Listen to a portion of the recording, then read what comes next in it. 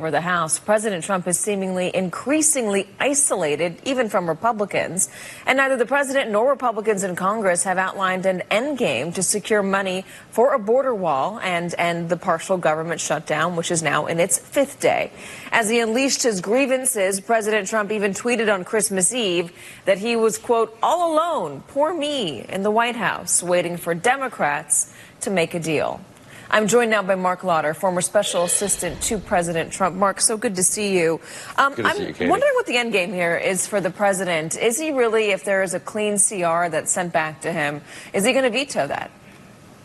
Well, right now it would look like it. He's been very firm and committed for the past 3 years, from the campaign trail all the way through his time in office. He wants to secure the border. That includes a wall or fencing or whatever we're going to call it now, and he wants to see that included. So basically, until he gets his way.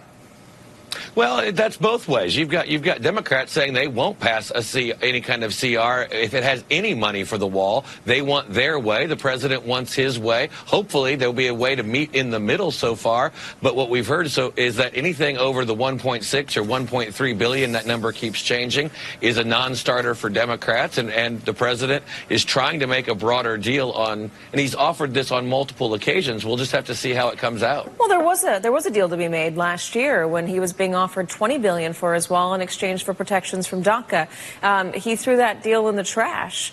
And now it's 2 years later when the Democrats are about to take control. And he had a Republican-controlled House and a Republican-controlled Senate. And he did have a deal on the table. It seems like the reason he's got no deal now has more to do with him than it does with anybody in Congress. Well, I'd also tell you there was a federal court ruling that reinstated DACA, which took the leverage off the table in terms of the fact that it needed to be done. If that gets overturned, I think that deal comes back, and there may be something long term in that respect. But also, as you know, while yes, technically Republicans do control the Senate, when it comes to Senate appropriations, you're going to need 60 votes. So you have to have Democrats on board. They're using that minority power to hold up the entire spending process. I do know that, but he did have $20 billion on the table, and he decided to say no to it because he added some more components to a deal that he wanted that he wasn't going to get. He had a Republican deal, a bipartisan deal on the table that was thrown in the trash after his more conservative allies and more conservative advisors like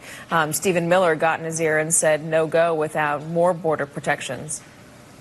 Well, and this is where the negotiations are going to continue. We will see if something can get done. I'm hoping they can get something done here, and in the next few weeks. It looks like both sides are going to have to give something. I've been in politics long enough to know that usually when neither side gets exactly what they want, you probably have a good compromise. Right now, neither side appears willing to give on anything, although you do have the administration. I know the vice president is still working on Capitol Hill, at least making phone calls, trying to see if something can be done. The question is what are the Democrats going to meet anywhere close to the middle? There are 400,000 federal workers who are going to be furloughed.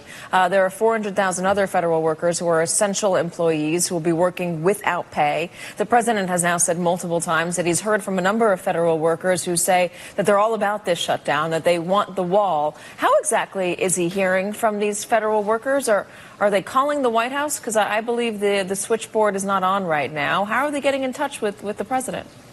Well, I'm not exactly sure how he's reaching, but he hears from federal employees all the time. How? He hears from them before the shutdown, whether they're coming in, whether he's going and visiting various agencies, even when he is out traveling around, he hears from folks. And when has he been traveling? He's been to Iraq.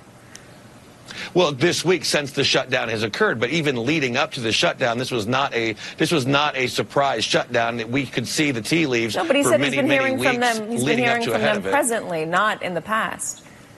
Well, and I'm not sure. I'm not in Washington, D.C. I haven't talked to him here in the last few days or so I don't know exactly how. But we do know that by and large, and including a lot of Border and Customs Patrol agents, believe walls work. They know it works, and they want a secured border. So that could very well be something that he is focused on, and that he is telling back when he says that the federal employees support what we're trying to do long term. The majority of this country does not support a wall, and that's just from all the polling that's out there. And 54% do not support a wall. Is the president comfortable digging in his heels on this when the majority of the country does not want it? Well, I think what he's focused on is that the majority of Americans want secured borders. They want criminals and gangs and illegal immigration to come across. Well, how are we going to stop them? We need a combination of a lot of things to protect our neighborhoods, to protect workers, especially on the lower income scales, from having their wages lowered. There are a lot of things. The president is focused on a lot of things as it relates to border security, but we also know that there are certain areas where walls work. When you look at those 4 areas in the last few decades where we have expanded our border wall and barriers, illegal immigration has dropped 90%.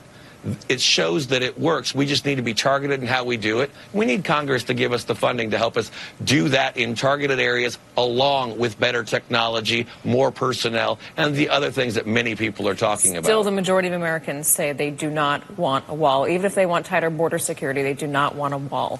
Mark Lauder, thanks so much for being here, and Happy New Year, my friend. You too. Thanks, Katy.